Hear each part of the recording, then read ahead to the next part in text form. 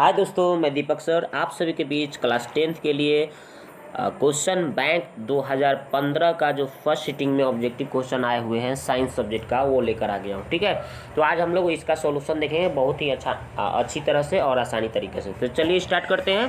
तो देखिए यहाँ पे पहला क्वेश्चन क्या कहा गया है दोस्तों कि किसी बल्ब से 1 मिनट में 120 कूलम आवेश प्रवाहित हो रहा है तो विद्युत धारा का मान क्या होगा।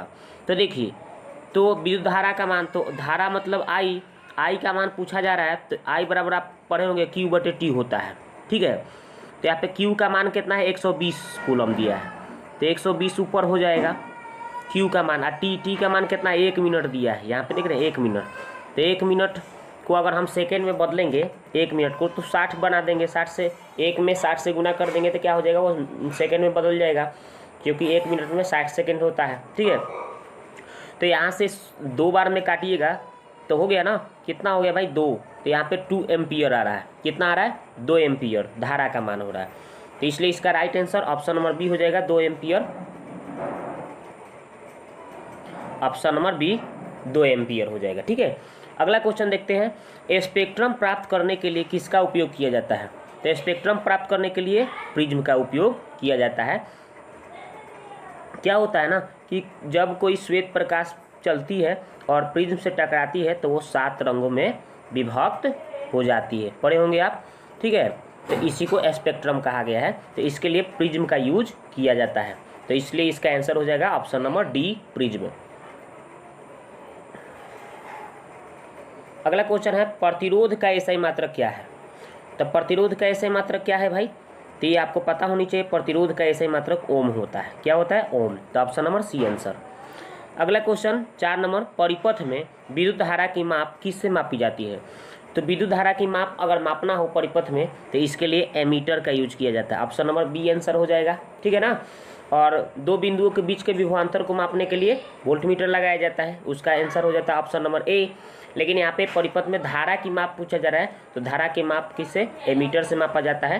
तो ऑप्शन नंबर इसका बी आंसर हो जाएगा। ठीक है, और एमीटर को श्रेणी क्रम में जोड़ा जाता है, ये भी आप याद रखिएगा, और वोल्टमीटर को समानांतर क्रम में।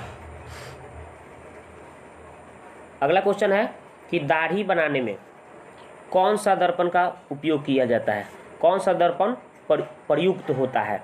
तो बस अवतल दर्पण का, दाढ़ी बनाने में अवतल दर्पण का उपयोग किया जाता है, तो इसलिए इसका आंसर हो जाएगा ऑप्शन नंबर ए। अगला क्वेश्चन, किस उपकरण में धन और ऋण का चिन्ह नहीं होता है।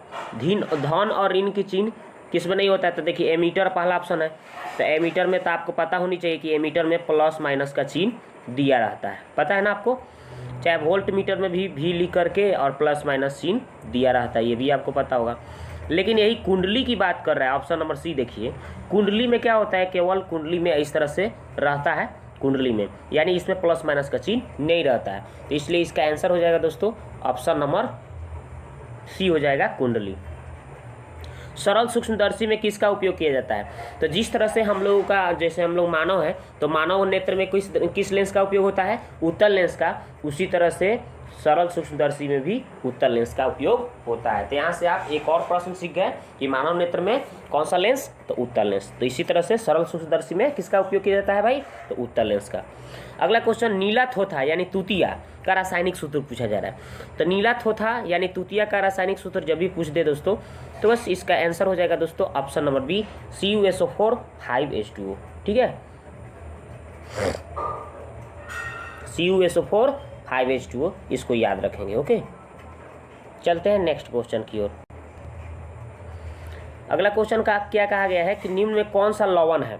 तो लवण की बात कर रहा है, तो लवण की बात कर रहा है, तो इसमें क्या हो जाएगा, लवण कौन है भाई, ये तो अम्ल है, ये क्या है भाई, क्षार है, ये आपका लवण हो जाएगा। ऑप्शन नंबर सी आंसर हो जाएगा। तो लवण कौन है जी, तो K2SO4। अगला क्वेश्चन है कि नाइट्रोजन अणु में कितने सहसंयोजक बंधन होते हैं। हाइड्रोजन में पूछेगा तो 1 बताइएगा, ऑक्सीजन में पूछेगा तो 2 बताइएगा, और ये नाइट्रोजन की बात करेगा तो उसमें 3 बताइएगा। ठीक है ना, नाइट्रोजन N2, तो ये जो होते हैं ट्रिपल बॉन्ड से जुड़े रहते हैं, याद रखिएगा। ठीक है, इसलिए इसका आंसर हो जाएगा ऑप्शन नंबर डी। संगमरमर का रासायनिक सूत्र क्या होता है भाई? तो CaCO3 तो सब लोग जानते हैं। संगमरमर का, चौक का सूत्र कोई पूछे या चूना पत्थर का सूत्र पूछे तो यही होता है, तीनों का यही सूत्र होता है, CaCO3। अगला सवाल देखते हैं। वन संपदा का एक उदाहरण है। वन संपदा का एक उदाहरण क्या होता है? लकड़ी होता है। देखिए ऑप्शन में कहाँ दिया है? Option number B. वन संपदा में क्या है भाई? लकड़ी एक उदाहरण है।